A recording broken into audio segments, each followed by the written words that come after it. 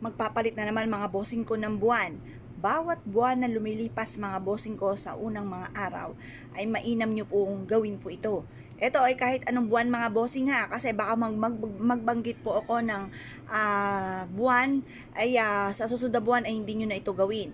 Pwede nyo po itong gawin kada sasapit ang unang araw or kaya po ay bago matapos ang buwan mga bossing, para matuldo ka na, ma-smooth na kung ano man yung mga kamalasan na pinagdaanan nyo ng buwan na iyan or yung paparating na may para mas maging masagana ang pamumuhay, ay mainam na gawin nyo po ito mga bossing. Ito po mga bossing ko ang ating bawang.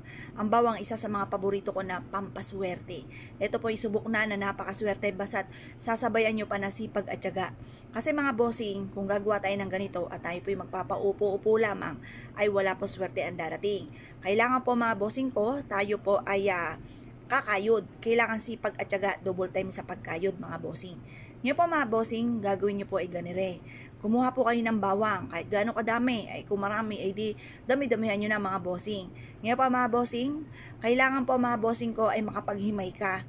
At pagkatapos habang hinihimay nyo po ito, tinatanggal nyo po ito pa isa-isa, ay kayo po paulit-ulit na nagwi-wish na sa pamamagitan nitong bawang na ito at sa sipag at tiyaga ay makakamit ko lahat ang mga pinapangarap ko, lahat ng mga kamalasan. Kasi kapag wala kang ganito mga bossing, yung mga negatibong enerhiya, yung mga bad spirit, di ba? At sabi nga kapag ka daw may mga bad spirit sa loob ng inyong tahanan, ay nagbibigay nga po yan ng kamalasan. Halimbawa, kawalan ng pera, panay pagsubok.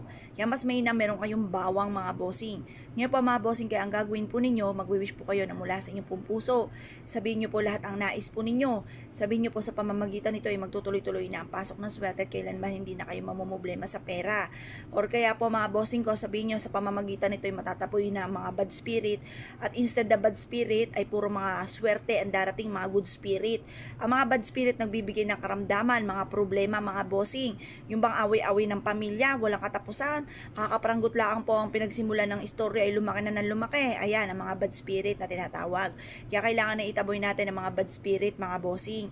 Ngayon pa mga bossing, di ba minsan, mapapasin ninyo na parang lagi na lang may pagtatalo or yung mga simpleng pagsandok lang ng kanin ay nag-away na hanggang sa lumaki ng lumaki. Meron akong kakilala mga gayaan ng istorya. Ngayon pa may mga bad spirit po dyan na parang ang gusto ay mag-away-away. Kaya kailangan alisin nyo po yan mga bossing. Or kaya po mga bossing ko, Diyos ko po, pagod na pagod ka na mga bossing, madaling araw pa lang ay gising na, tapos konti lang ang tulog.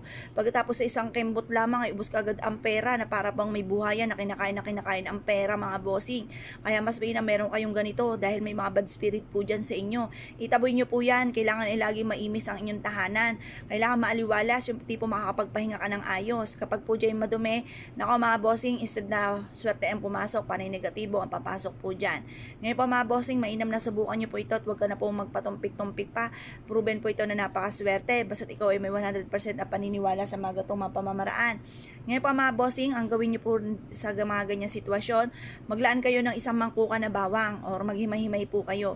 At pagkatapos po nito mga bossing ko, ilagyan nyo ito ng tubig.